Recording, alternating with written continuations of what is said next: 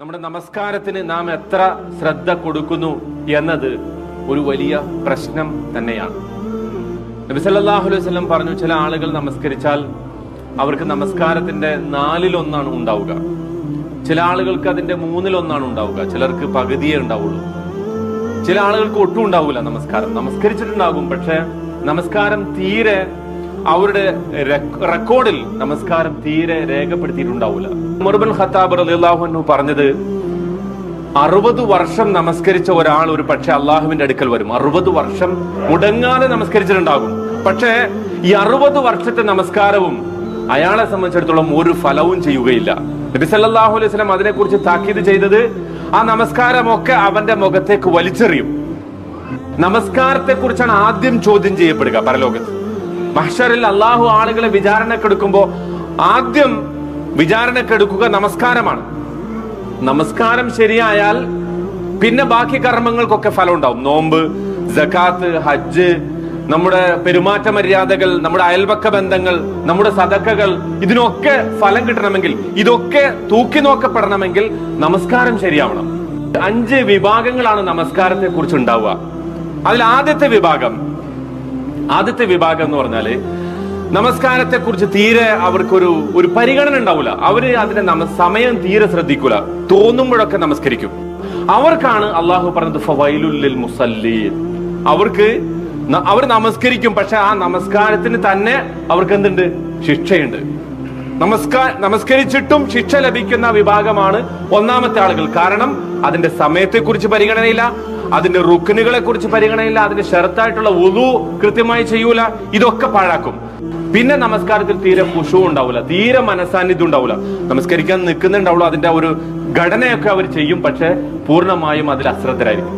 രണ്ടാമത്തെ വിഭാഗം ഓതുന്നത് എന്താണെന്ന് അറിഞ്ഞൂടാ, വജ്ഹത്ത് മുതൽ സലാം വിട്ടുന്നത് വരെ അതിൽ പറയുന്ന ഒരു സംഗതിയെ കുറിച്ചും തീരെ വിവരമില്ല. അവർക്ക് ഖുശൂ എന്ന് പറയുന്നത് തീരെയില്ല. അവരെ കുറിച്ച് പറഞ്ഞത് അവരുടെ നമസ്കാരം അവരുടെ മുഖത്തേക്ക് തന്നെ വലിച്ചെറിയും. നമസ്കാരം കൊണ്ട് ശിക്ഷ ഉണ്ടാവില്ല, മറിച്ച് അവരുടെ നമസ്കാരം തീരെ സ്വീകരിക്കപ്പെടൂല. ഇനി മൂന്നാമത്തെ ഒരു വിഭാഗം, അവര് ഇതെല്ലാം ഭംഗിയായിട്ട് ചെയ്യും, പക്ഷെ അത് സമയത്ത് നിർവഹിക്കും, വുളു മര്യാദക്കെടുക്കും, അതിന്റെ റുക്നുകളൊക്കെ പാലിക്കും. പിന്നെ ഖുശൂവിന്റെ വിഷയത്തിൽ ഇവരൊരു യുദ്ധത്തിലായിരിക്കും. എന്ന് പറഞ്ഞാൽ കൈ കെട്ടുമ്പോ നല്ല ഓർമ്മ ഉണ്ടാവും, അവർക്ക് നന്നായിട്ട് നമസ്കരിക്കണം എന്നൊക്കെ വിചാരം ഉണ്ടാവും. പക്ഷെ കുറച്ചങ്ങ് എത്തിക്കഴിയുമ്പോ എന്ത് പറ്റും? ശ്രദ്ധ വിട്ടുപോകും. സുജൂദിലെത്തുമ്പോഴാണ് ഓർമ്മ വരാം, അപ്പൊ വേഗം തിരിച്ചു വരും. അവരൊരു ജിഹാദിലാണ്. അവരെ സംബന്ധിച്ച് പറഞ്ഞത്, അവർ അധിക സമയവും ഓർക്കും, പക്ഷെ പലപ്പോഴും അവർക്ക് എന്ത് ചെയ്യും? ശ്രദ്ധ തെറ്റിപ്പോകും. അങ്ങനെയുള്ള ആളുകളെ കുറിച്ച് അവർക്ക് 2 കൂലി ഉണ്ടെന്ന് പറഞ്ഞ. എന്തുകൊണ്ട്? ഒന്ന്, അവർ ഖുശൂവിന് വേണ്ടി ഖുശൂ നിർവഹിക്കുന്നു, അത് പാലിക്കുന്നു. നമസ്കാരത്തിൽ ഭയഭക്തി, അള്ളാഹുവിനെ കുറിച്ചുള്ള വണക്കം വഴക്കമൊക്കെ പാലിക്കുന്നു. രണ്ടാമത് അവർ ഒരു ജിഹാദിലാണ്, പിശാചുമായിട്ടുള്ള യുദ്ധത്തിലാണ്. കാരണം നബി സല്ലല്ലാഹു അലൈഹി വസല്ലം പറഞ്ഞു, നിങ്ങൾ നമസ്കരിക്കാൻ നിൽക്കുമ്പോ ഒരു പിശാചിന്, ഖൻസർ എന്ന് പറയുന്ന ഒരു പിശാചിനെ കുറിച്ചാണ്. ആ പിശാചിനെ അള്ളാഹു തന്നെ ആ അർത്ഥത്തിൽ ഒരു പിശാച് പ്രത്യേകമായിട്ട് നമസ്കാരത്തിൽ നമ്മളെ വഴിതെറ്റിക്കാൻ വരുന്നുണ്ട്.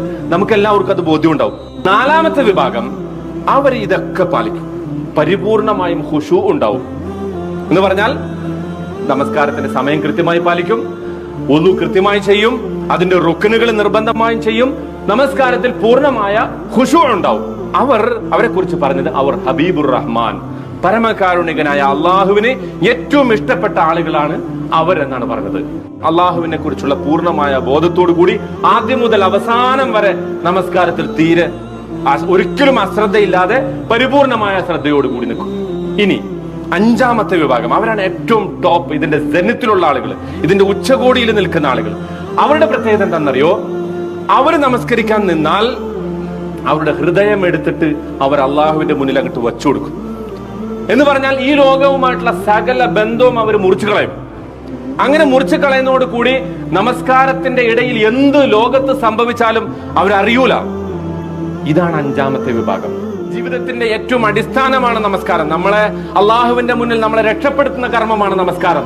എന്നല്ല, ജീവിതത്തിന്റെ സകല പ്രശ്നങ്ങളിൽ നിന്നും നമ്മളെ മോചിപ്പിക്കും. അള്ളാഹു പറയുന്നു, വസ്തഈനു ബിസ്സബ്രി വസ്സലാത്ത്, നിങ്ങൾ നമസ്കാരം കൊണ്ടും ക്ഷമ കൊണ്ടും അള്ളാഹുവിനോട് സഹായം തേടുക. അപ്പൊ നമുക്ക് പറ്റിയ ഈ ആയുധത്തെ നമ്മൾ അതിന്റെ പരമാവധി പൂർണ്ണമായ അർത്ഥത്തിൽ ഉപയോഗിക്കുക. അള്ളാഹു സുബ്ഹാനഹു വ തആല അത്തരക്കാരിൽ ഉൾപ്പെടുത്തി നമ്മെ അനുഗ്രഹിക്കുമാറാകട്ടെ. നമ്മുടെ നമസ്കാരങ്ങളെ അള്ളാഹു സ്വീകരിക്കുമാറാകട്ടെ. تذكر يوما كنت تعانق دمعة الفكر تناجي الله